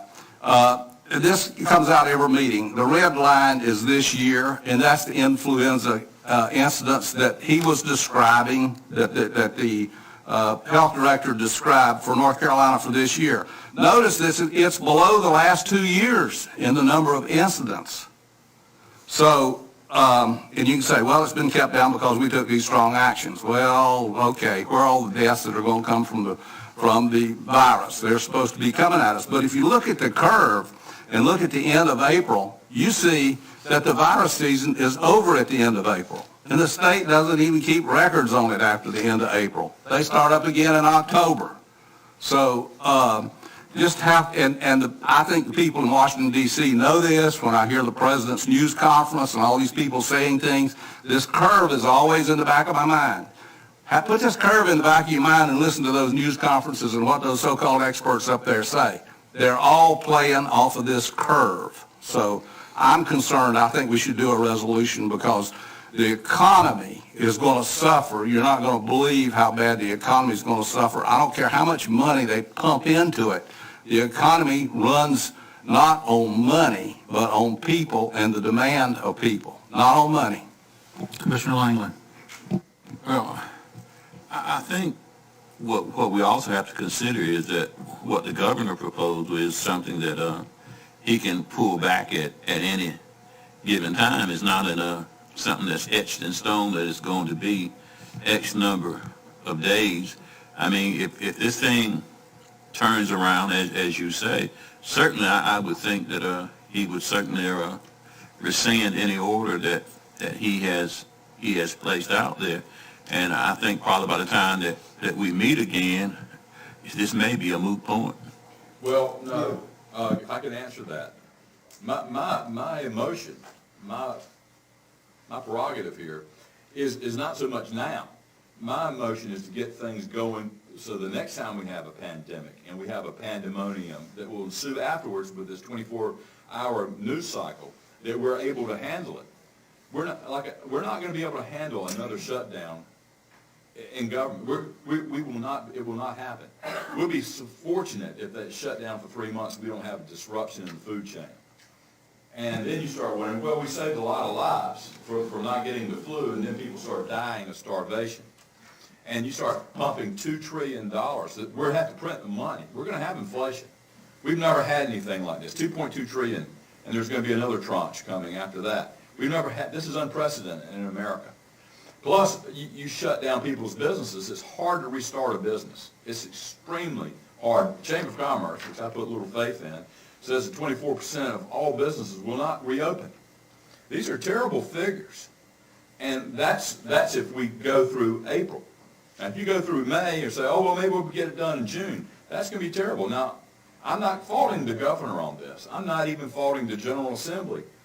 I think we've been failed by our leaders, and I think we've been failed by the corporate society that allowed this to happen. And we're all part of it.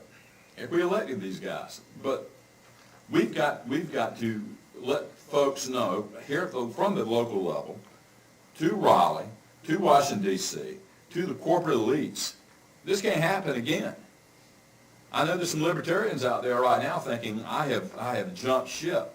I'm telling you, there's some things you cannot let go offshore. You cannot let your defense industry go offshore. You can't let your medical industry go offshore. You can't let your food production go offshore. And we're allowing stuff to happen like that, and it's going to cripple us. Fran, That's how you take America down, right there. And we don't know if this virus. Let me finish. We don't know if this virus, this Wuhan virus, wasn't planned by China. We don't know that. We can't stop it in Beaufort County. Well, no, we're going to have to send a message. That's why we send this to all commissioners throughout the state, and maybe it'll go on to other states, and we send it to our federal guys, we send it to our state guys, and let's make some noise. Let's see if somebody else makes some noise, and maybe we'll all come up with a better plan. Testing's going to be the answer, and then we've got to have the infrastructure for testing. So you're going to fine tune those ideas and bring it back next month? Or what do you? With this board's concurrence, I will do it without objection. But he ain't gonna hush unless you give him concurrence. Give it to him.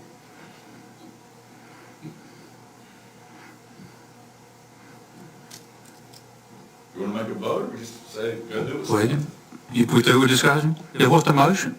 And everybody asked for the motion. Well, I haven't made a motion. We don't have to have a motion. We have a concurrence of the board. If everybody says go do it, we don't have to have a motion. If you want a motion, we'll make a motion. You want us to vote? You tell us and we'll. If you want to do the vote, I'll make a motion.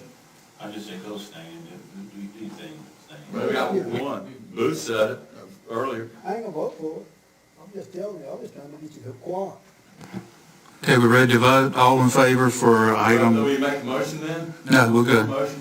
We're going with item 6. All those in favor, raise your right hand. Well, what are we voting on? Well, here's, What? No, that's actually just a talking point. That's not anything to vote on, Mr. Chairman. We need a real motion if we're going to vote. At this point, we've gone a long ways, haven't we? Yeah, we need a real motion. Do you want a motion? No, we're going to do one thing or another. I'm going to get a concurrence, or we're going to take a motion. make a motion. I'll make a motion that we table this until further notice. I'll second it. Got a second? Again, not serious. All those in favor, raise your right hand. All those opposed? 5-2. Which one did you vote? Which would you vote? Huh? 4-3. 4-3, okay. Okay. All right.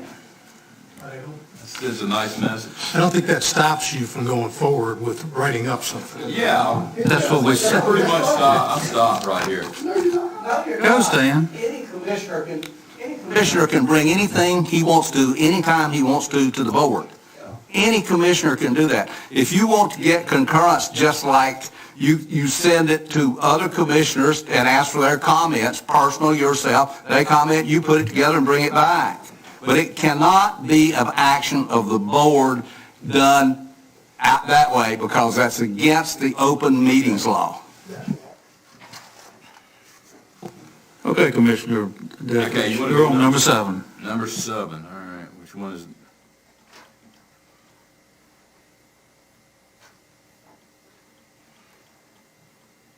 All right. Which one's number 7? Okay.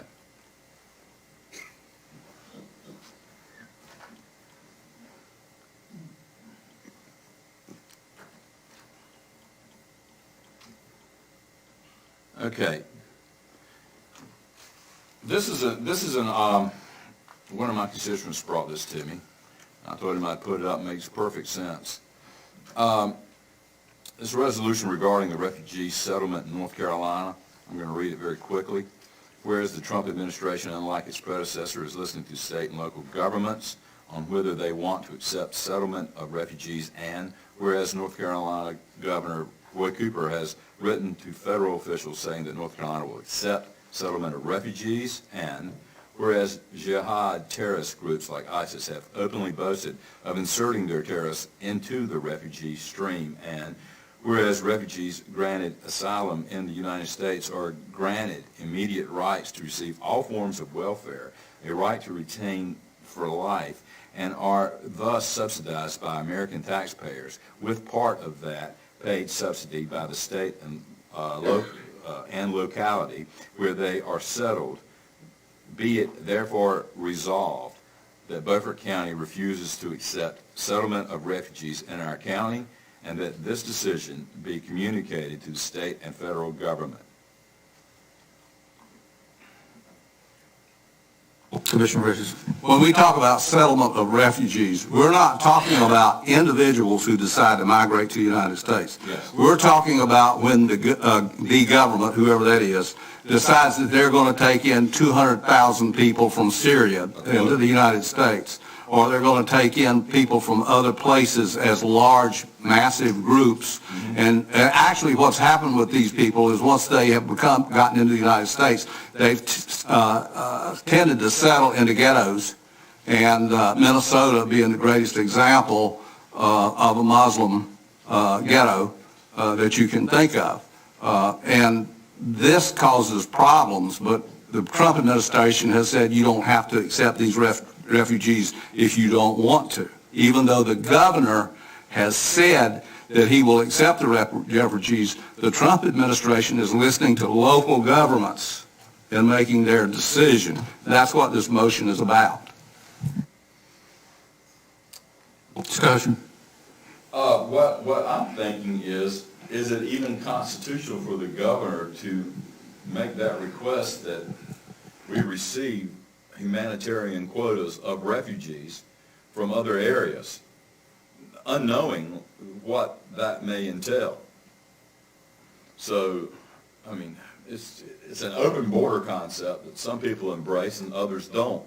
I guess the idea is, where do we want to go? Are we going to throw our borders open to the world, you know, and then have to face the accusations that those who do not want open borders are xenophobes and bigots and racists and whatever else they're called these days, for wanting to know who is in this country and why and for how long.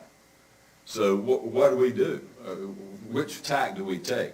I think my constituent wants this board and other boards like us to find out first who's responsible for asking for these humanitarian quotas, and is it even constitutional?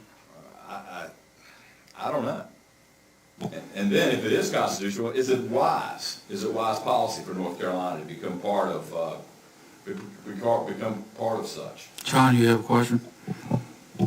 I think this is in response to the President's Executive Order 13888, which allows states and local governments to opt out. Yeah. But the only way you get in is you got to opt in. You got to send them a letter, like Cooper said, but he does that at the state level. The county has their own opportunity, which, oh, by the way, is now expired. Mm-hmm. Okay? And it's under a court order right now that they can't do it anyways. Well, so you're suggesting maybe a motion that we opt out, even though it has expired. We can opt out next year, but they're not even accepting the letters according to the Department of, which one is it? Office of Refugee Settlement. Well, if you make that a motion, I'll second it. What do you want me to motion? Make a motion, we send a signal. When it's time to opt out, we'll be opting out. We don't want humanitarian quotas in Beaufort County. I don't even know what the future, I don't know what the future's gonna hold, because President Trump's the one that offered that to the counties and to the states, and it's right now in the courts, and it's put on hold. So I don't know if there's even gonna be an opportunity in the future, Maybe not, but or it's gonna be like it was last year. I mean, the opportunity we have. you can read the letters from all the states that have responded, there's 38 of them that have responded, and most of them are, to your point, are very happy that the president's turning it back to the states to have that opportunity to make those type of decisions in terms of states' rights, but I don't know where it's gonna end up. Well, I'm afraid personally that. But they've gotta come to us before they can settle somebody in Beaufort County anyways. You know, we operate at the pleasure of the state, and if the governor's at the state, I'm somewhat worried that the governor may decide for us, and then they slip in, and then you start to slip them back out. That's my feeling. Well, that's not what the executive order said. David? I would just point out that this is on here, number 7, force for refugee settlement upon communities. That's not what Hood said, none of that is in here. This does not state that. And what we've been talking about may be a great idea at some point, but it's just vague. You need to have some specificity in what you're doing here. If I understood the specificity in Stan's motion, it was that Beaufort County not accept forced migration from these political entities as opposed to individual migration where the government brings people in. But if I understood what John said, John says it's a moot point until the court makes a decision. And it isn't mass amounts, it's individual asylums, refugees that they're talking about. Well, individual asylums, but I think that's groups of people. It's not individuals. They're forecasting there's going to be 18,000 of them in 2020, 16,000 from Cuba and Haiti, and 1,000 victims of human trafficking. And those are all going to be largely individual that will be granted those. Now, the problem is what Obama brought in under the same regulations and laws was plane loads of people at night and offloaded them in some counties, and that's where we got the real problems came from. And that's where the pushback came from. Yeah. Okay, we ready to vote? Well, we need a motion. You made a motion, didn't you, the I resolution? just brought a resolution forward. I was talking to John about a motion. We got no motion. I thought you had made a motion. Huh? I don't think you have a motion. Okay. I haven't put one on the floor yet. I'll put a motion on the floor, though, if nobody else will. My motion is that we accept this resolution as written. And we send that resolution to the appropriate authorities outside of the county to show our inclination. Did you vet all these statements in here on your resolution? No. Okay. Do you want to? The constituent that gave this to me, while short on specificity, is long on oversight. Well, What he says generally is, I'm particularly concerned about the one that they're subsidized by the taxpayers for life. that has happened. Well, Is there a second? I'll second. Any more discussion? All, Commissioner Waters. Stan, I would vote for this if you only have one statement, that the Beaufort County refuses to accept settlement of refugees in our county. I mean, all of the other, huh? I'm okay with that. I mean, I think that's really what you're saying. That's exactly what I'm Everything above that is immature. saying. Yeah, I'm good with that. I'll amend my motion. My second. Your second? Okay, I amend my motion. My question is, what do this change from what John just read to us? What do this change, this resolution, what does it change? I think all we're doing is just saying to the state legislature and to the governor that we've taken action. We don't want any camps here. We don't, until, you might not have that opportunity if the courts knock it down, that people was wrong, you might not have that opportunity. What it's saying here is that we just voted for something that ain't even nothing to vote on.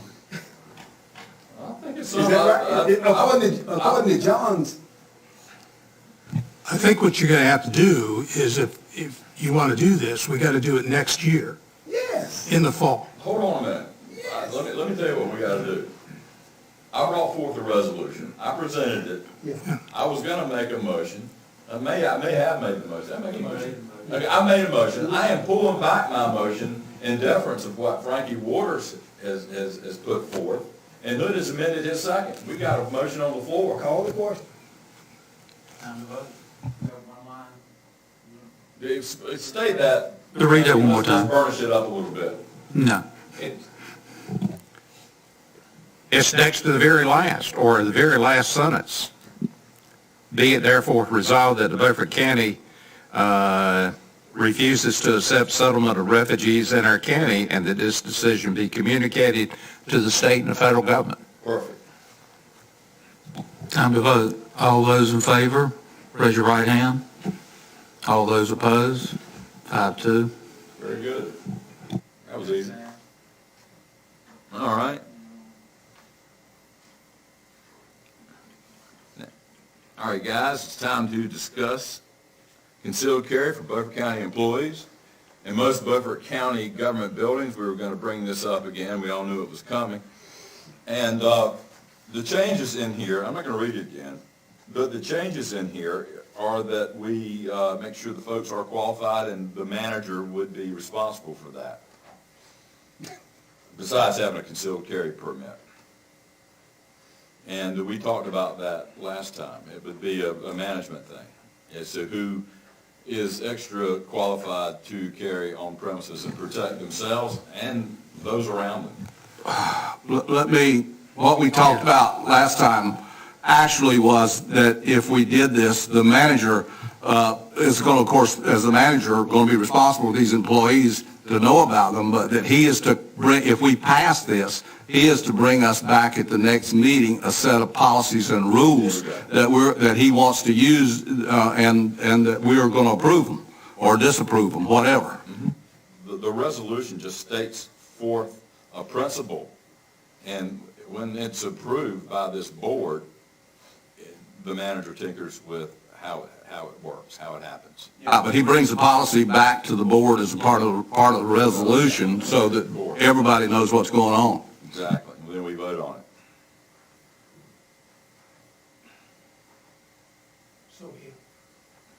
So behind this is, and I guess it's not stated in here, is a direction to the county manager to develop a policy? Yes, and we talked about that last time. And we can insert that, but I want it to be inserted in a way that this board is happy. No, we're talking about a two-part thing. You have to, the Board of Commissioners is going to vote up or down for county employees to conceal carry. Yes. And a part of that resolution is that if we vote it up, the manager is going to come back with a set of policies and rules and for the board to approve. So let's not massage this thing all over the landscape. It's real simple. If you don't vote for it, you can forget about that second part. If it passes, then it's up to the manager to come back with the policy and the initiation date. And then we discuss it from there. Right. I mean, we still have to act again. Okay. That's where I inserted the qualified, because we know that they're concealed carry, they are qualified, but the extra qualified would be the management part. So are you making a motion? Sure. Then we accept this resolution unless someone wants to amend it. Hold on one second, Dave said something. This failed,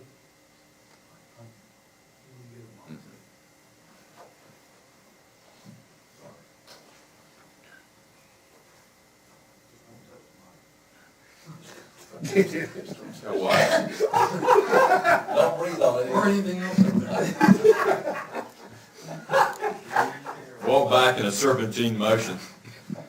Okay, is this on? This is on.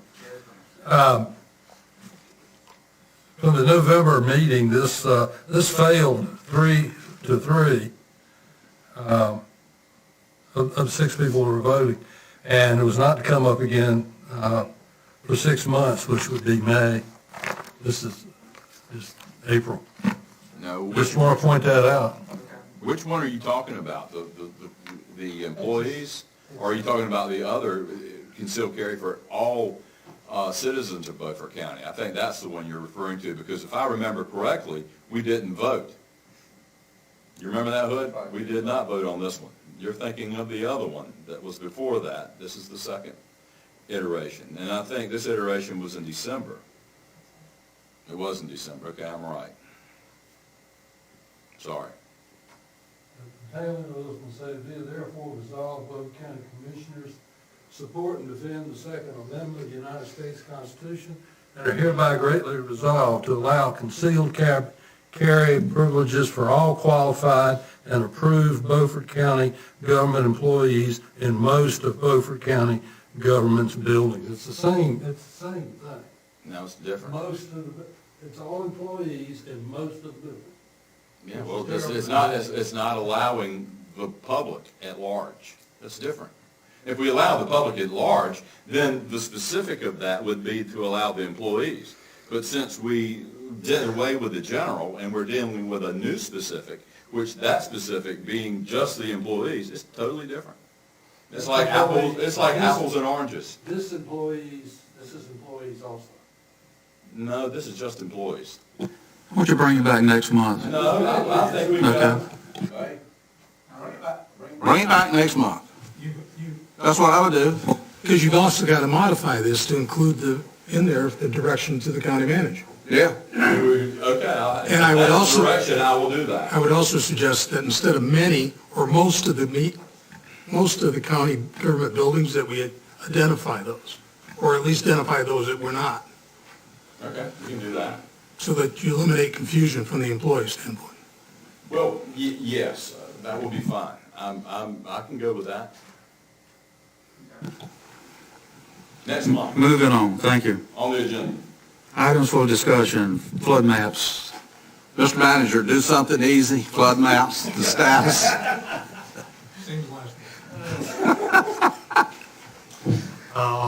It is actually the same as last month. That information has been put together. We should have it for you at the next meeting for a public hearing, and then ready to go to FEMA.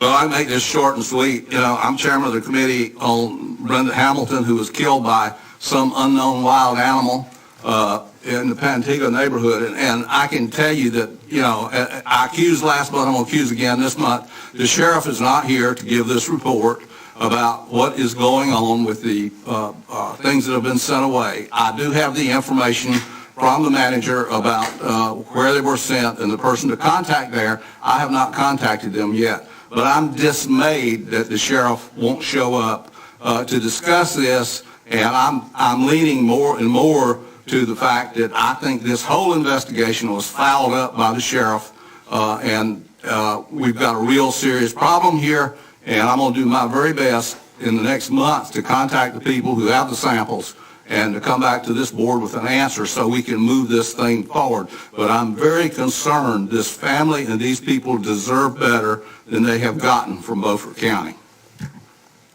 Need a motion to go into closed session? Wait a minute, jail population. Oh, I'm sorry, I was thinking that was the other. You got one thing. I apologize. Excuse me. The jail population staffing report, I've asked for a jail population staffing report now for 3 months. The sheriff doesn't see fit to show up and tell us how many people are actually working in the jail with this limited number of jail inmates in the jail. and this is something the commissioners need to know about. The people in Beaufort County have the right to know about it. He's certainly outspending every dollar that he can get his hands on, giving $7,000 and $5,000 wage increases to people in his department who are making $40,000 in overtime. You realize we have deputies that are making $100,000 a year? So this is a serious problem. The sheriff is a serious problem. And the fact that he will not show up to address this board is another serious problem. He's operating a kingdom of his own. Motion to go into closed session? So, we go into closed session. Do you have the particular statute for personnel? Yes, sir. Motion is That is- needed to go into closed session under NCGS 143-318-11A6 to consider the qualifications, competence, performance, condition, and appointment of a public officer or employee or prospective public officer or employee. So moved. Do we go out or stay here? No. Second. Stay here. Huh? When we look up. If you shut it down, we can stay here. Huh?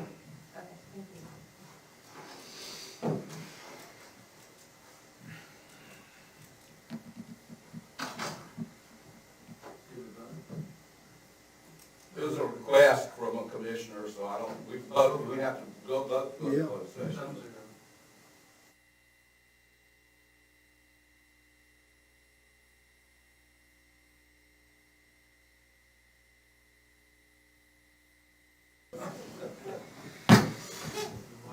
Okay, we're back. Motion to come out of closed session. So moved. Second. Okay, you have my, all those in favor, raise your right hand. Motion to adjourn. So Motion to adjourn. Second.